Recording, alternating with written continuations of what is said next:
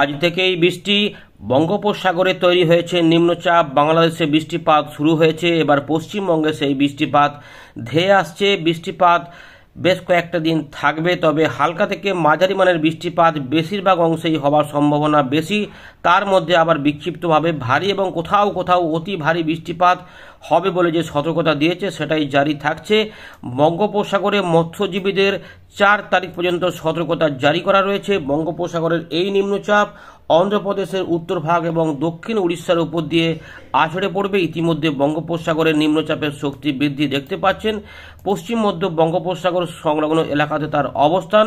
ধীরে ধীরে সেটি একটু পশ্চিম উত্তর পশ্চিম দিক বরাবর এগোতে থাকবে। সময় যত গড়াবে বৃষ্টিপাতের তারতম্য বাড়বে, আস্তে আস্তে মেঘলা আকাশ বাড়বে। তাই আংশিক মেঘলা থেকে মেঘলা আকাশ দেখা যাবে উত্তরবঙ্গ দক্ষিণবঙ্গ মিলিয়ে।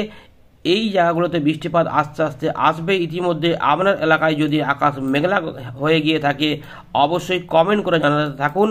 আমরা আপনাদের দেখাবো এবারে কিভাবে কি হবে। প্রথমে দেখে নেব নিম্নচাপের যে ঝোড়ো হাওয়া তার গতি প্রকৃতি কোন দিকে কেমন থাকবে। তো দেখুন ইতিমধ্যে আমরা দেখাচ্ছি এখানে কিন্তু নবমীর দিন থেকেই আমরা দেখতে পাচ্ছি যে বঙ্গোপসাগরের নিম্নচাপের শক্তি বৃদ্ধি।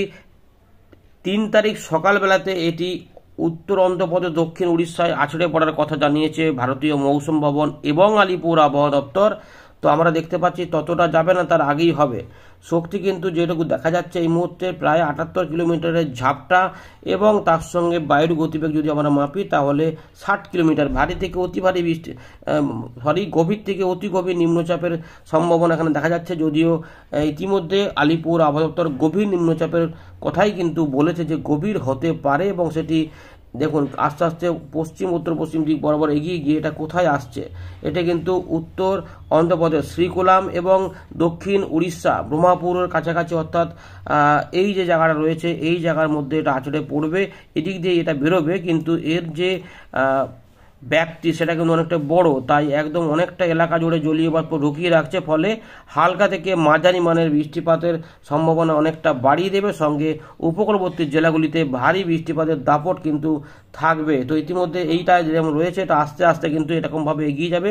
2 তারিখ 3 তারিখের হয়ে 3 তারিখের দিকে যাবে, কিন্তু এটা শুধুমাত্র এখানে থেমে থাকবে না, এটা আরও কিছুটা এদিক বরাবর এগিয়ে যাবে। তাই পরের দিকে 3 তারিখ 4 তারিখ 5 তারিখ পর্যন্ত এর প্রভাব থাকবে। উত্তরবঙ্গের জেলাগুলিতে ভারী অতি ভারী প্রবল বর্ষণও হতে পারে আমরা দেখতে পাচ্ছি। তার পাশাপাশি আরব সাগরেও আবার একটা সিস্টেম গভীর নিম্নচাপ বা তার উপরেও কিছু হতে পারে এবং এখানে রয়েছে টাইফুন। এবারে দেখুন বৃষ্টিগুলো একটু আপনাদের দেখাই অল্প করে, তাহলেই বুঝে যায়। দেখুন বৃষ্টিপাত কিন্তু রয়েছে। বৃষ্টিপাত 1 তারিখে বৃষ্টিপাত কিন্তু মোটামুটি দুপুর বাংলাদেশে তো শুরু হয়েছে, দুপুর সন্ধ্যের মধ্যেই কিন্তু বৃষ্টিপাত দক্ষিণবঙ্গের বিভিন্ন অংশে হালকা থেকে মাঝারি মানের শুরু হয়ে যাবে। মাঝে মাঝে কোথাও কোথাও মেঘলা আকাশ থাকবে। এগুলো কিন্তু সন্ধ্যেবেলা পর্যন্ত থাকবে। সন্ধ্যের পরে হয়তো কিছু জায়গাতে পরিষ্কার আকাশ হয়ে যেতে পারে, কিন্তু তার আগে পর্যন্ত মেঘলা মেঘলা ভাব এবং বৃষ্টিপাতের পরিবেশটাই বজায় থাকবে। উত্তরবঙ্গে রাত থেকে সকালে বৃষ্টিপাত কিন্তু আসবে। উত্তরবঙ্গে হালকা মাঝারি ভারী বৃষ্টিপাত থাকবে। ইতিমধ্যে বিক্ষিপ্তভাবে ভারী বৃষ্টিপাত অতি ভারী বৃষ্টিপাতের সতর্কতা উত্তরবঙ্গের জন্য কিন্তু আলিপুর আবহাওয়া দপ্তর জারি করেছিল, সেগুলো কিন্তু মোটামুটি বজায় থাকছে, যেটা আপনাদের দেখাচ্ছিলাম। তো ইতিমধ্যে দেখুন এইভাবে বৃষ্টিপাতগুলো থাকবে। 2 তারিখ কিন্তু সকালের দিক থেকে মেঘলা আকাশ হবে। উপকূলবর্তী জেলা বাংলাদেশ সহ গাঙ্গেয় পশ্চিমবঙ্গ উড়িষ্যা অন্ধ্রপ্রদেশ এগুলো কিন্তু থাকবে। আর আমাদের এখানে একটুখানি হয়তো মেঘলা থাকবে, দেখবেন যে সবসময় বৃষ্টিপাত হচ্ছে না। পরের দিকে বেলার পর থেকে দুপুরের মধ্যে বৃষ্টিপাত কিন্তু আস্তে আস্তে অনেক জায়গাতে ছড়িয়ে পড়বে।